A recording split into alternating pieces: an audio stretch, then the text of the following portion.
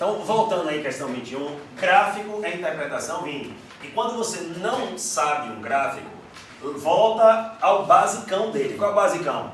Eixo X é o domínio, eixo Y é o reflexo. Então, isso gera isso. Eu tenho um líquido como a água, porque você vai para a água, porque é uma coisa que eu conheço mais.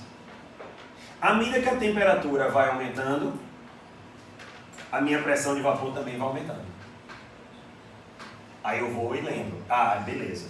Quando eu aumento a temperatura, eu aumento a agitação das partículas, está associado ao calor. Então o calor é suficiente para tornar essas moléculas de maior energia. Eu supero a energia de escape dela e vou gerando mais vapor. Então quanto mais eu aqueço, mais vapor eu vou gerando. Quanto mais eu aqueço, mais vapor eu vou gerando. Aí eu já entendi como é que o gráfico funciona. Ele é crescente, ou seja, se a pressão de vapor Y é função crescente da temperatura, você não vai nada, não é matemática mais bonita aí nessa coisa.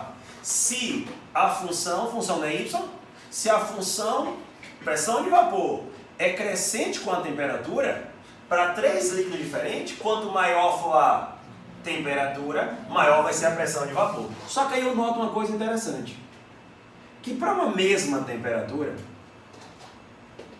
a pressão de vapor do benzeno é maior do que da água, que é maior do que do ácido acético. Então isso mostra que o benzeno é mais volátil.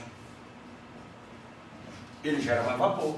Significa que as partículas dele não estão tão coesas como a do outro.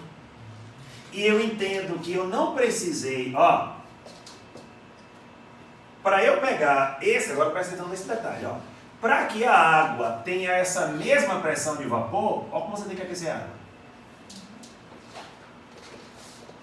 Então eu tenho que dar mais energia para as moléculas da água para elas terem essa mesma pressão de vapor. E eu tenho que dar mais ainda ao ácido acético, então mais ainda significa que ele é menos volátil. Olha a nossa leitura da situação.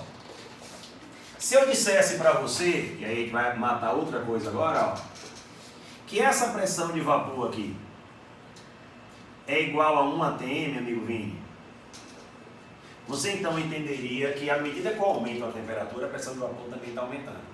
E ela chega a 1 atm aqui. Ora, se a pressão atmosférica faz 1 atm para baixo, e esse líquido está tendo uma pressão de vapor de 1 atm para cima, vamos dizer assim, vai ficar mais fácil de entender, então isso daqui são os pontos de ebulição dele.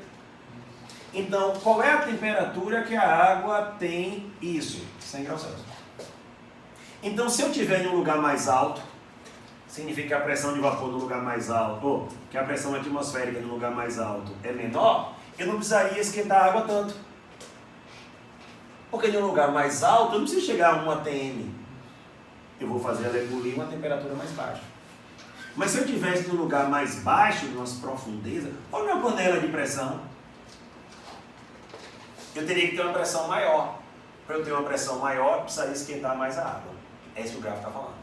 Aí ele pega e traz as alternativas. Tu me ajuda aí só para eu não tirar o gráfico da... Vá. Sobre esses 3 solventes, é correto afirmar aqui. O ácido acético apresenta a menor temperatura de ebulição a 1 atm. Isso é falso, né?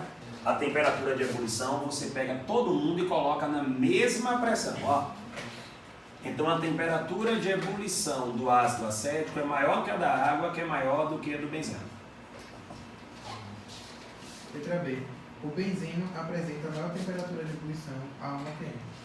Falso, é a menor temperatura de ebulição. C. A água apresenta a maior temperatura de ebulição a 1 atm. Falso também. Letra D. Na água ocorrem as interações intermoleculares mais intensas. Então, se nós estamos falando de agregação, de coesão, a intensidade dessas atrações estão conectadas aqui. Então, eu tenho a volatilidade agora com menor interação. Eu vou usar o termo interpartícula, porque nem sempre eu vou ter moléculas. Então aqui no caso, moléculas, porque o benzeno foi uma molécula, a água foi uma molécula e o ácido acético foi uma molécula. Vai. Letra D. Letra E. No ácido acético ocorrem interações intermoleculares mais intensas. Perfeito? Então a gente chegou aí agora no gabarito de boa, na questão 20.